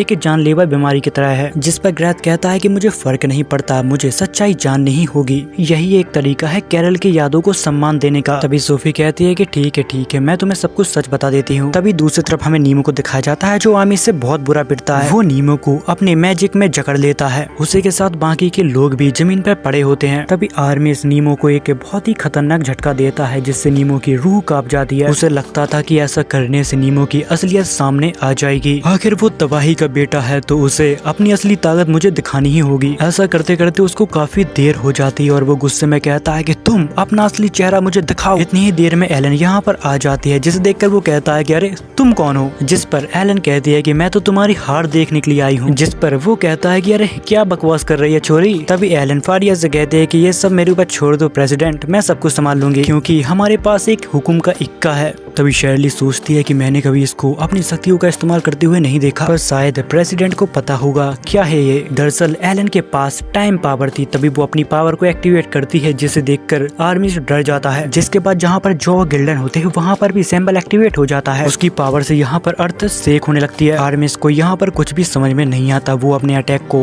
एलन के ऊपर थ्रो कर देता है, लेकिन वो एलन के पास जाते ही रुक जाते हैं। फिर एलन पहले तो उसकी रिंग तोड़ती है अपनी पावर से, जिसे देखकर आर्मी शॉक में चला जाता है कि अरे ये नहीं हो सकता। कुछ ही देर में सेवन नाइट को यहाँ पर होश आ जाता है, जहाँ पर एलन उनसे कहती है कि मेरा काम तो हो गया, अब तुम लोग संभालो। इतना कह के वो नॉर्मल हो जाती है। यहाँ पर नॉर्मल होने से पहले एलन ने सभी को हील कर दिया था, सभी के अंदर वापस पूरी ताकत आ चुकी थी। जिसके बाद नीमो और फारिया आर्मिस ग्रे मैन के साथ फाइट करने लगते हैं। तभी फारिया आर्मिस के ऊपर एक कट मार देती है, जिससे हमें ये पता चल जाता है कि आर्मिस अब अमर नहीं रहा, बट तब भी वो यहाँ पर काफी ज्यादा ताकतवर था। वो कहता है कि बिना इमॉर्टल पावर के भी मैं एक हीरो हूँ, तुम बच्चे मुझे नहीं हरा सकते। तभी फारिया उसके साथ फाइट करने लगती है ताकि नीमो को अपने अटैक को चार्ज करने के लिए थोड़ा वक्त मिले। जिसके बाद नीमो अपने 100 ऑफ पावर का उसके ऊपर अटैक छोड़ता है। आर्मिस उसके अटैक से बचता है, पर फिर भी वो शौक रहता है कि आखिर इस बच्चे के पास अचानक इतनी सारी पावर कैसे आ गई। जिसके बाद नीमो अपने फुल पोटेंशियल का यूज करता है। वो एक ही अटैक में अपनी सारी ताकत लगा देता है, जहाँ पर वॉल्केनो में एक बहुत ही बड़ा होल हो जाता है, लेकिन फिर भी नीमो रुकने का नाम ही नहीं ले रहा था। उसकी पावर को देखकर यहाँ पर सभी नाइट शॉक में रहते हैं, क्योंकि उसकी पावर की लहर आसमान को छू रही थी। जिसके बाद हमें वही पुरानी लाइब्रेरी की बुक को दिखाया जाता है जो अचानक ओपन हो जाती है। उसके अंदर से एक ऑरा निकलने लगता है और वो भी आसमान की तरफ जाने लगता है। दूसरी तरफ नीमो अपनी काफी ज्यादा पावर को इस्तेमाल कर चुका था, इसलिए वो बहुत ज्यादा थक जाता है। जिसके बाद ये लोग ये बैटल बहुत ही मुश्किल हालातों में जीत जाते हैं। फिर यहाँ की धरती शेक होने लगती है क्योंकि वो लोग वॉल्केनो के अंदर थे। तभी रेदा यहाँ से भागकर जाने लगती है, जिस पर वो कहती है हमारा छोटा समझौता यहीं पर खत्म हुआ, मैं सेवन नाइट के हीरो के साथ नहीं जाऊंगी। जिसके बाद वो भी यहाँ से भाग जाती है। नीमो और सेवन नाइट की टीम भी यहाँ से निकल जाते हैं, क्योंकि कुछ ही देर में वो पूरी जगह तबाह होने वाली थी। दूसरी तरफ ग्रेथ और गिल्डन बाहर उन सभी का इंतजार कर रहे थे,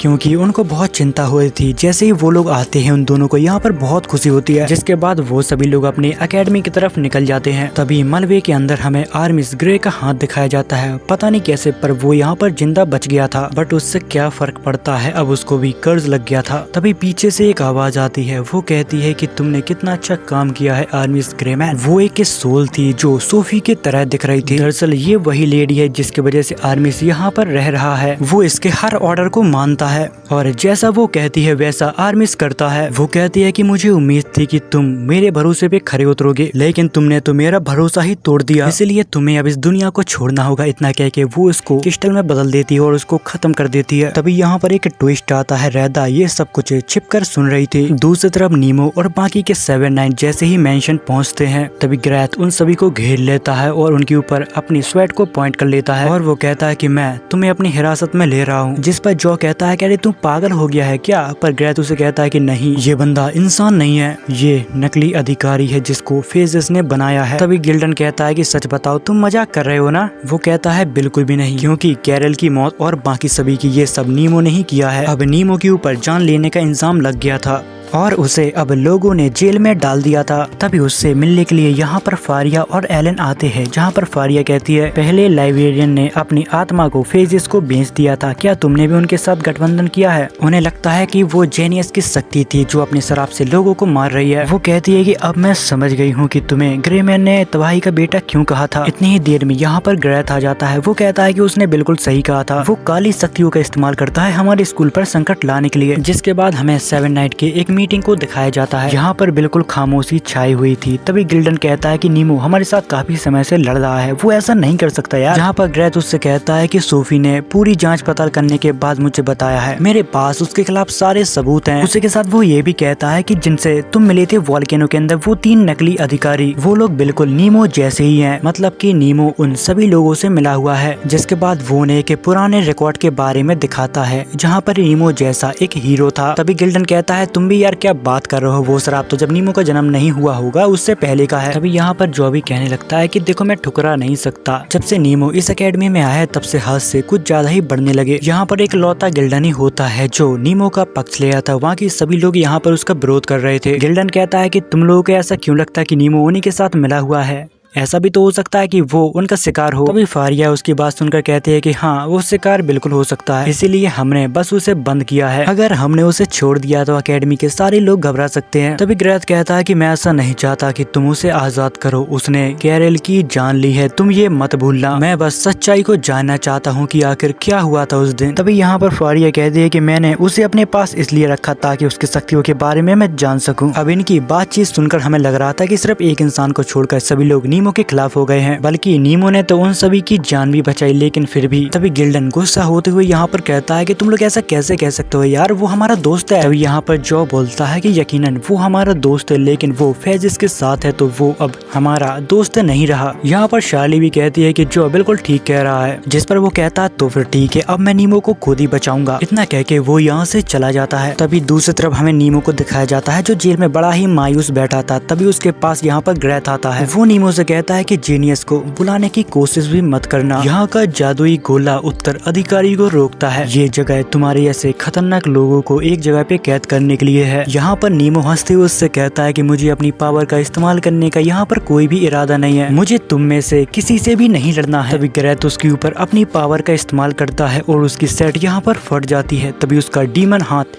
बाहर निकलता है, जिस पर नीमो उससे कहता है कि ये मेरे पापों को दर्शाता है, जिस पर ग्रैथ कहता है कि तुम्हें कैरल को मारना नहीं चाहिए था। नीमो कहता है कि तुम शायद गलत समझ रहे हो, मेरा उसकी मौत में कोई भी हाथ नहीं है, तो फिर तुम आखिर किस पाप की बात कर रहे थे। जिस पर नीमो कहता है कि मैं एक नकली उत्तर अधिकारी हूँ जिसको फेजिस ने बनाया है। यहाँ पर फारिया भी नीमो से मिलने के लिए आती है। वो ये बातें सब कुछ छिपकर सुन रही थी। जिसके बाद हम कहानी के पास्ट में जाते हैं जहाँ पर नीमो का जन्म एक कैप्सूल के अंदर हुआ था। उसी के साथ उसके काफी सारे भाई बहन भी थे। फिर एक दिन आर्मिस ग्रेमैन ने उसे कैप्सूल से बाहर निकाला, जहाँ पर आर्मिस के 99% प्रोजेक्ट फेल हो गए थे। बस 1% से कम लोग उसके मेहनत पे खरे उतर पाए थे। उनमें से एक नीमो भी था, पर नीमो के बारे में किसी को भी जानकारी नहीं थी क्योंकि वो ऑटोमेटिक ही कैप्सूल से बाहर निकला था। उसे किसी की भी मदद नहीं लगी थी, इसलिए आर्मिस उसको तबाही का बेटा मानता है। जिसके बाद वो एक नीमो नाम का लड़का बन गया और एकेडमी ज्वाइन कर ली क्योंकि उसको यहाँ पर आना पसंद था। फिर उसने फारिया और 7-9 के साथ बहुत ही अच्छा वक्त बिताया, जिसके बाद उसे यहाँ पर और भी अच्छा लगने लगा।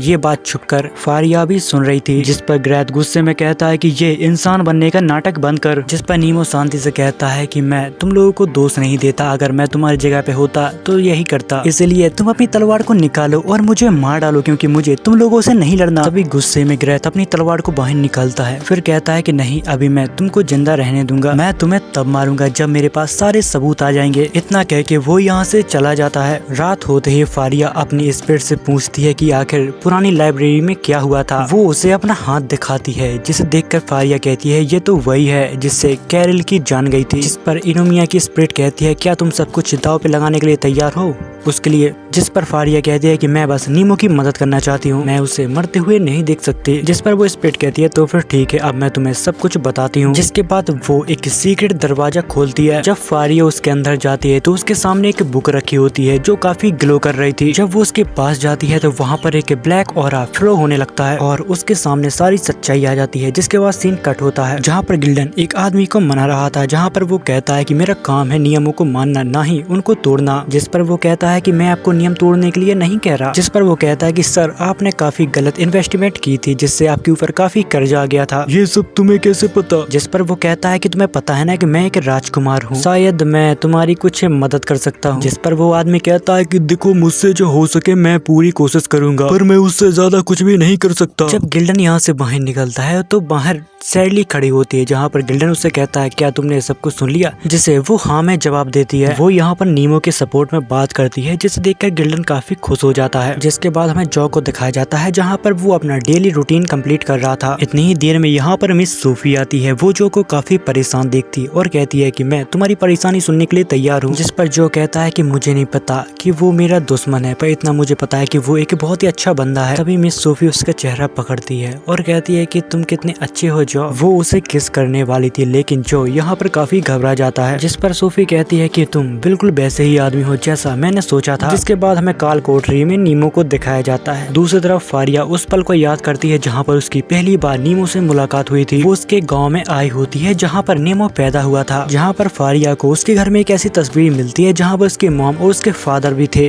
वो गाँव अब पूरा बर्बाद हो चुका था, वहाँ पर कोई भी जिंदा नहीं बचा था सिवाय नीमो को छोड़कर। तभी फारिया को एक नीचे स्टोन मिलता है जो नीमो के गले में एज अ लॉकेट था। वो उसे उठाने के लिए जाती है, इतनी देर में उसके ऊपर कोई अटैक कर देता है। वो और कोई नहीं रैदा होती है। रैदा को यहाँ पर गलतफहमी हो गई थी कि उसे लगता था कि फारिया उसे जान से मारने के लिए यहाँ पर आई है। इसके बाद वो फारिया के ऊपर सीधा अटैक करने लगती है। बदले में फारिया भी उससे लड़ने के लिए तैयार हो जाती है। अब उन दोनों की यहाँ पर काफी खतरनाक बैटल होने लगती है, जहाँ पर फारिया एक बहुत ही खतरनाक अटैक को इस्तेमाल करती है, जहाँ पर रैदा इससे काफी ज्यादा जख्मी हो जाती है और वो यहाँ पर हार मान लेती है। जिसके बाद रैदा फिर से उठती है और अपनी सक्सेशन पावर को एक्टिवेट करती है। अब उसके पास काफी ज्यादा पावर आ गई थी, जिसके बाद वो दोनों फिर से लड़ने लगते हैं। जिसके बाद सीन कट होता है, हमें यहाँ के चेयरमैन को दिखाया जाता है जहाँ पर उसके सामने नीमो को उपस्थित किया जाता है। पर ग्रेथ कहता है कि तुम हमें सब कुछ बता दो वरना तुम्हारे साथ बहुत गलत होगा। जिस पर वो कहता है कि मुझे माफ करना, मुझे सच में कुछ भी नहीं पता है। जिस पर ग्रेथ चेयरमैन से कहता है कि उसे अपनी गलती मानने का कोई भी इरादा नहीं है, इसलिए मैं आपसे बस इतना कहना चाहता हूँ कि हमें उसे मार देना चाहिए। जिस पर सोफी कहती है कि मुझे लगता है कि अब कोई भी रास्ता नहीं बचा। जिस पर जो भी कहता है कि मैं मिस सोफी के बात से सहमत हूँ। जिस पर चेयरमैन कहते हैं कि हमें राज के भलाई के लिए और उसके शांति के लिए हमें नीमो को मार देना चाहिए। इतनी ही देर में यहाँ पर शार्ली और गिल्डन आते हैं। वो चेयरमैन को फैसला सुनाने से रोकते हैं। वो लोग कहते हैं कि हमें राजधानी से एक ऑर्डर आया है जिसमें लिखा था नीमो की मौत को अभी रोका जा रहा है। यहाँ पर ग्रेथ की आंखों में खून सवार था कि ये साला फिर से बच गया। जिस पर मिस सोफी कहते हैं कि ऑर्डर काफी ज्यादा देर से आया है, हमने फैसला सुना दिया है, इसकी मैं जिम्मेदारी लेती हूँ, हमें इसे अभी मारना होगा। अब जो भी नीमो के खिलाफ हो गया था, पता नहीं सोफी ने उसे कौन सी पट्टी पढ़ा दी है। वो लोग नीमो को मारने के लिए आगे बढ़ते हैं। इतनी देर में यहाँ पर फेरिया आती है, जहाँ पर फेरिया नीमो को एक रेड स्टोन दिखाती है और कहती है कि तुम्हें इसे देख के कुछ याद आ रहा है, ये नीमो की निशानी है, वो लड़का जिसने तुम्हें मारा। यहाँ पर काफी लोग शॉक हो जाते हैं कि नीमो, अरे वो तो हमारे सामने खड़ा। जिस पर फारिया कहती है कि तुमने असली नीमो को मारा और इस स्कूल में आए। जिस पर नीमो कहता है कि तुमने सही कहा फारिया, मैंने उसे मार दिया, उसका शरीर और उसकी यादें चुरा के, तो फिर अब मुझे मार दो फारिया। जिस पर फारिया कहती है कि अरे पागल मत बनाओ नीमो, मैंने तुमसे कहा था कि मैं तुम्हारी रक्षा करूंगी।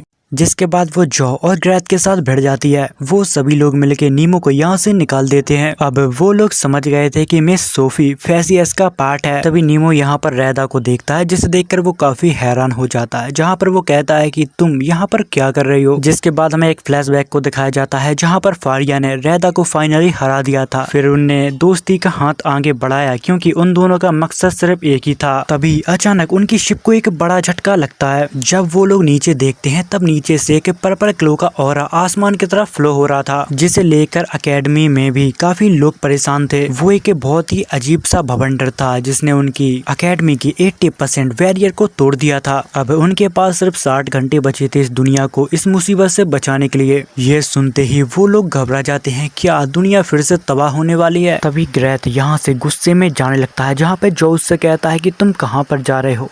वो कहता है कि यहाँ पर बैठे बैठे हम कुछ भी नहीं कर सकते, सबकी उम्मीदें हमसे हैं, अगर हमने कुछ भी नहीं किया तो ये दुनिया सच में तबाह हो जाएगी। उससे पहले मैं नीमो को खत्म करने जा रहा हूँ। जिसके बाद सीन कट होता है। जो साइली और गिल्डन से कहता है, अगर जेनिस की शक्ति इस दुनिया को खत्म करने वाली है तब सिर्फ एक ही रास्ता है जो हमें करना चाहिए। अगर हमने कुछ भी नहीं किया तो हम अपनी आंखों से इस दुनिया को नष्ट होते हुए देखेंगे। मैं हमेशा एक अच्छा इंसान बन के नहीं रह सकता, मेरे पास परिवार है, मेरे पास अच्छे दोस्त हैं, इसलिए मैं इस तबाही को उन तक नहीं पहुंचने दे सकता। जिसके बाद सीन कट होता है। हमें ग्रेथ को दिखाया जाता है जो मिस सोफी के पास उनकी लाइब्रेरी में जाता है, जहाँ पर वो कहती है कि मुझे पता था कि तुम यहाँ पर जरूर आओगे। ग्रेथ यहाँ पर गुस्से में उबल रहा था, जहाँ पर वो सोफी से कहता है कि मुझे शक्तियाँ चाहिए, मुझे किसी को मारना है, मैं आज उस साले नीमो को नहीं छोड़ूंगा। जिसके बाद हमें नीमो को दिखाया जाता है जहाँ पर फारिया उसके पास कॉफी लेकर आई थी। यहाँ पर नीमो फारिया से कहता है कि अब हम क्या करने वाले हैं, अगर मेरी मानो तो मेरी वजह से इस दुनिया का विनाश होने वाला है, इसलिए मुझे मार डालो, मैं नहीं चाहता कि तुम और बहुत से लोग मारे जाएं। तभी फारिया नीमो को अपना हाथ दिखाती है, जिसे देख कर नीमो शॉक हो जाता और कहता है कि तुम्हें भी कर्ज लग गया है क्या। वो कहती है कि हाँ, मैंने सच्चाई जानने की कीमत चुकाई है। वो कहती है कि पहले क्या था कि मुझे बस तुम्हें बचाना था मेरी मिशन की वजह से, पर ये अब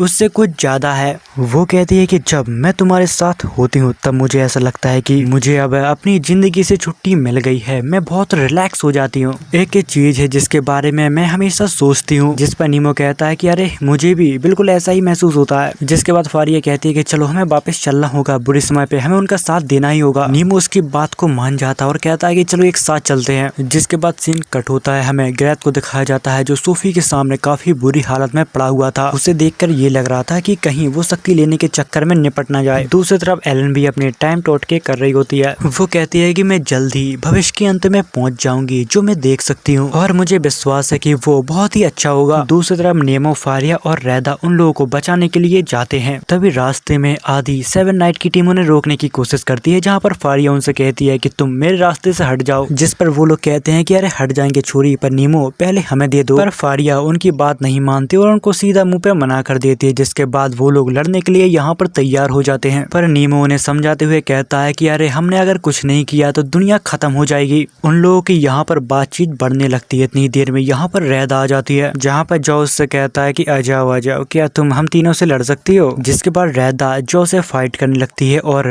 कहती है मेरा मुंह क्या देख रहे हो, जाओ यहाँ से। गिल्डन और शाली भी उनका पीछे करने की कोशिश करते हैं, लेकिन रैदा उन्हें यहाँ से जाने नहीं देती। जिसके बाद नीमो और फारिया लाइब्रेरी के एक खुफिया कमरे में जाते हैं। दूसरी तरफ रैदा उनसे 1v3 फाइट कर रही थी और उन्हें धूल चटा रही थी। जिस पर वो लोग कहते हैं कि ये तो सच में बहुत ज्यादा ताकतवर है। जिसके बाद वो सोफी के बारे में इन्हें बताती है कि वो एक ऐसी औरत है जिसने तुम सभी को खिलौने की तरह खेला और तुम्हें कभी भी भनक नहीं लगने दी। तुम लोग इतने ज्यादा बेवकूफ थे कि उसके बताए हुए कदमों पे चलते रहे। जिस पर वो गुस्से में कहता है कि अरे तुम ये क्या कह रही हो। जिस पर रैदा उसे जवाब देती है कि अगर तुम्हें मेरी बात पे विश्वास ना हो तो तुम खुद उससे जाके क्यों नहीं पूछते। जिस पर सार्ली कहती है कि मैं मानती हूँ कि मेरे पास कुछ सवाल हैं उससे पूछने के लिए। जिस पर गिल्डन कहता है कि तुमने बिल्कुल सही कहा, मेरे मन में भी कुछ ऐसे ही सवाल हैं। जिस पर जो कहता है कि चाहे कुछ भी हो मैं इस स्कूल को बचा के रहूंगा। तभी उसको अचानक यहाँ पर झटका लगता है और उसकी बॉडी भी धीरे धीरे क्रिस्टल के अंदर बदलने लगती है, पर इससे वो मरता नहीं बल्कि एक खूंखार राक्षस बन जाता है। और फिर गिल्डन उन दोनों के यहाँ से जाने के लिए कहता है और जो के साथ खुद फाइट करने लगता है। दूसरी तरफ नीमो और फारिया उस जगह पे आ जाते हैं जहाँ पर उस बुक में से ऑरा निकल रहा था, जहाँ पर फारिया की स्पिरिट उसे बताती है कि ये समय की किताब है और अब हम तुम्हें सब कुछ बता सकते हैं। पर उससे पहले वो जेनिस की स्पिरिट को बुलाती है जो नीमो के अंदर एज अ हीरो थी। जिसके बाद वो दोनों किसी वॉरियर के बारे में बात करते हैं कि वो अब काफी कमजोर हो गया है, क्योंकि यहाँ पर श्राप था, वो एक झूठ था ताकि लोग इससे दूर रहें। क्योंकि समय की किताब एक अपहरण है, जो इस चीज के बारे में ज्यादा जान लेता है उसे दुनिया से हटा दिया जाता है, जैसे कि हमने कैरल के साथ होते हुए देखा है। जिसके बाद वो लेडी अपने पास्ट के बारे में उन्हें बताती है और कहती है कि जब हमारी फाइट फेसियस के साथ हुई थी, जहाँ पर जेनियस और इनुमिया बहुत ही अच्छे दोस्त हुआ करते थे। जैसा हमें इतिहास में बताया जाता है कि इनुमिया ने जेनियस का मर्डर कर दिया गया था, पर ऐसा कुछ भी नहीं था। वो दोनों तो अपनी आखिरी सांस तक एक दूसरे की मदद करते रहे और फिर दुनिया को बचाने के लिए जेनियस लड़ाई करते करते मर गया और उसको एक बुक के अंदर कैद कर दिया। लेकिन वहाँ पर एक और इंसान था जिसे वो नहीं पहचान पाए। वो और कोई नहीं, मिस सोफी होती है, जिस पर वो यहाँ पर कहती है कि बहुत समय हो गया। जिस पर जेनियस कहता है कि मुझे पता था तुम ही होगी, और वो कहती है कि ये दुनिया बहुत मतलबी है,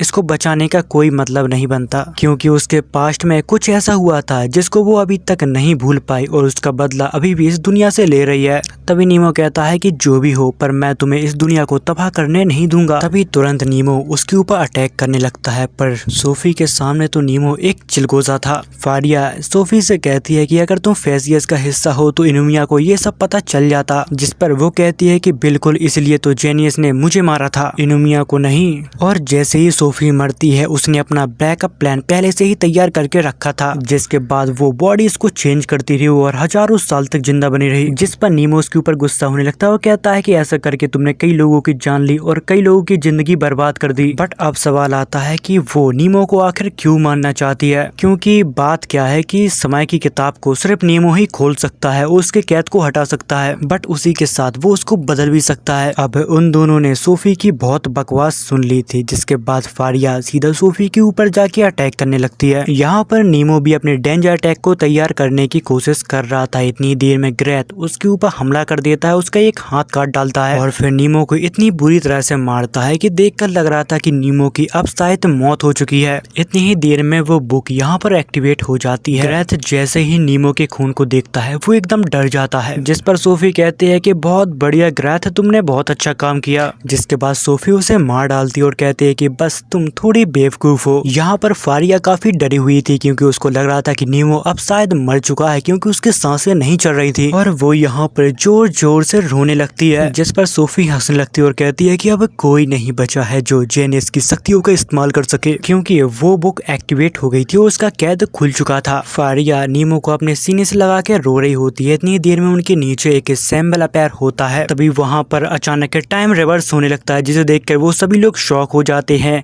सोफी भी यहाँ पर काफी झटका खा जाती है, उसे नहीं समझ में आ था कि आखिर ये क्या हो रहा है। तभी टाइम बैक हो जाता है और नीमो भी यहाँ पर हील हो जाता है। अब टाइम पावर को देख के हमें ये तो पता लग गया था कि ये एलन की पावर है। यहाँ पर जब नीमो की आँख खुलती है तो वो अपनी ही सोल से बात कर रहा था, क्योंकि नीमो ने वो बॉडी चुराई थी। उससे वो माफी मांगता और कहता है कि मुझे माफ करना, मैंने तुम्हें मार डाला, अगर मैं उस गाँव से भागा नहीं होता तो मैं सबको बचा लेता। जिस पर उसकी सोल कहती है कि तुम चिंता मत करो, तुम अभी जिंदा हो। जिस पर नीमो रोने लगता है और कहता है कि मैं तुम्हारी माफी के काबिल नहीं हूँ। जिसके बाद नीमो की आंख खुलती है। वो यहाँ पर काफी ज्यादा गुस्से में था, लेकिन फिर भी उसका एक हाथ नहीं था। सोफी को यहाँ पर समझ नहीं आ रहा था कि आखिर यहाँ पर चल क्या रहा है। कुछ ही देर बाद एलन उसके हाथ को भी रिकवर कर देती है अपनी टाइम पावर से। नेमो अपनी सक्सेशन पावर को एक्टिवेट करता है। दूसरी तरफ एलन अब अपनी ताकत को इस्तेमाल करने के बाद बेहोश हो जाती है, क्योंकि वो अपनी पावर के ऊपर ज्यादा टाइम तक कंट्रोल नहीं कर सकती। जिसके बाद सोफी उस बुक को अपने अंदर एब्सॉर्ब कर लेती है और यहाँ पर जोरों से हंसने लगती है। जिसके बाद वो यहाँ पर एक बहुत ही भद्दे से मॉन्स्टर के अंदर ट्रांसफॉर्म कर जाती है। दूसरी तरफ हमें जॉ को दिखाया जाता है, जहाँ पे गिल्डन उसे होश में लाने की कोशिश कर रहा था। जॉ यहाँ पर याद करने की कोशिश करता है कि उसने आखिर किया क्या है, पर उसको कुछ भी याद नहीं आता। तभी अचानक अर्थ शेक होने लगती है। इतनी ही देर में हमें मिस सोफी को दिखाया जाता है, जो एक क्रीपी मॉन्स्टर बन के अब बाहर निकलती हैं, जिसे देखकर पूरे एकेडमी में यहाँ पर तहलका मच जाता है। चेयरमैन भी ऑफिस से बाहर निकल के जब देखते हैं तो वो भी काफी हैरान होते हैं कि आखिर ये किस टाइप का मॉन्स्टर है, क्योंकि वो काफी ज्यादा क्रीपी और अजीब लग रही थी। तभी वो अपने पेट से कुछ बाहर निकालती है, जो हर इंसान के पास एक एक था।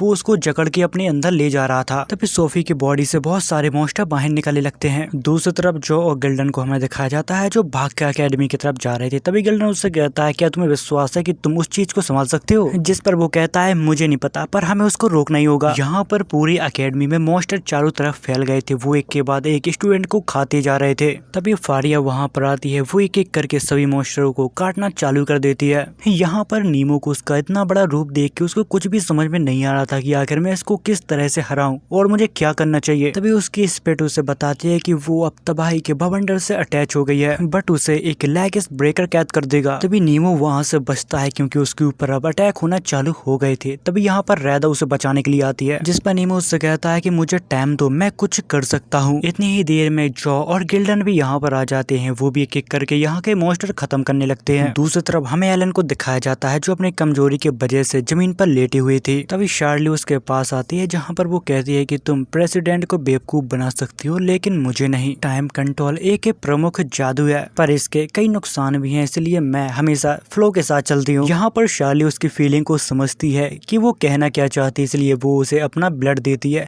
ताकि वो हमेशा एक साथ रह सके। दूसरी तरफ नीमो और फारिया सोफी को मारने के लिए उसके नजदीक जाते हैं लेकिन उसका वेरियर उसे आगे बढ़ने से रोक रहा था। तभी फारिया नीमो से कहती है कि एक तुम ही हो जो तबाही के भवंडर को कैद कर सकते हो। अगर ऐसा ही चलता रहा तो सब कुछ अंधकार में समा जाएगा, इसलिए मैं अपनी पूरी शक्तियों का इस्तेमाल करती हूँ तुम्हें रास्ता दिखाने के लिए। तभी ग्रेथ उसके सामने आ जाता है, उसके ऊपर होने वाले हमले को वो अपने ऊपर ले लेता है और अपनी पूरी ताकत के साथ यहाँ पर एक रास्ता बनाने की कोशिश करने लगता है। बट जैसे ही वो अपनी पावर्स की लिमिट क्रॉस करने लगता है उसकी बॉडी में कर्स ऑटोमेटिक और भी ज्यादा बढ़ने लगता है। नीमो उसे मना भी करता है कि तुम ऐसा मत करो वरना तुम मारे जाओगे। वो अपनी पूरी पावर को लगा देता है लेकिन नीमो के लिए यहाँ पर रास्ता बना देता है, जिसके बाद नीमो और फारिया उस मॉन्स्टर के ऊपर चढ़ के सोफी के पास पहुँचते हैं। तभी सोफी नीमो से कहती है कि जब तुम इस अकेडमी में आए मुझे बहुत खुशी हुई थी क्योंकि मेरे प्यार की आत्मा तुम्हारे अंदर थी। दूसरी तरफ वो अपनी आर्मी पूरी दुनिया भर में फैलाती जा रही थी ताकि सारे लोग खत्म हो जाएं और एक नया युग स्टार्ट हो। लेकिन अभी भी कुछ लोग अपनी जान की बाजी लगाकर लड़ रहे हैं जबकि उन्हें पता है कि वो ये लड़ाई नहीं जीत सकते। दूसरी तरफ सोफी नीमो और फारिया के ऊपर अब अटैक करना चालू कर देती है। नीमो सोफी को मारने की कोशिश करता है लेकिन वो अपने आप को कवर कर लेती है और उसके ऊपर अपने टेंटिकल से लगातार अटैक करती रहती है। नीमो और फारिया भी अपनी पूरी बहादुरी के साथ उनसे फाइट करते हैं। इतनी ही देर में सोफी अपनी बॉडी के अंदर चली जाती है, फिर उसकी बॉडी से अजीब से टेंटिकल निकलते हैं जो उन्हें मारने की कोशिश कर रहे थे। इतनी ही देर में उसकी बॉडी से फेस बाहर निकलता है जो काफी ज्यादा इस्तेमाल कर रहा था। तभी फेरिया लाइट की स्पीड से उसके फेस को काट डालती है लेकिन इतनी जल्दी कहाँ उसका अंत होने वाला था। वो फिर से वापस आती है और उनके ऊपर अटैक करने लगती है। उन दोनों को यहाँ पर कुछ भी समझ में नहीं आ रहा था कि आखिर इस चुड़ैल को किस तरह से मारे। तभी नीमो यहाँ पर फारिया को बचाता है और अपने अटैक को यहाँ पर चार्ज करने लगता है। दूसरी तरफ सोफी भी अपने अटैक को उनके ऊपर छोड़ने के लिए रेडी थी। जब उन दोनों के अटैक आपस में टकराते हैं तब यहाँ पर एक बहुत ही भयंकर धमाका होता है।